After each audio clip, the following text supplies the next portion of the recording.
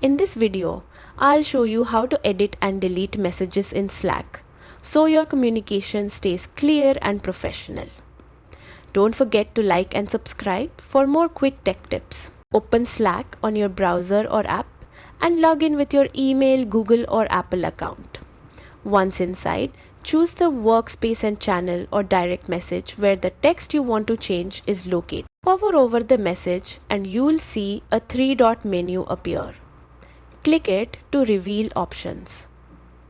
To fix a mistake or update information, select Edit Message, make your changes and hit Save. If you want to completely remove the message, choose Delete Message instead.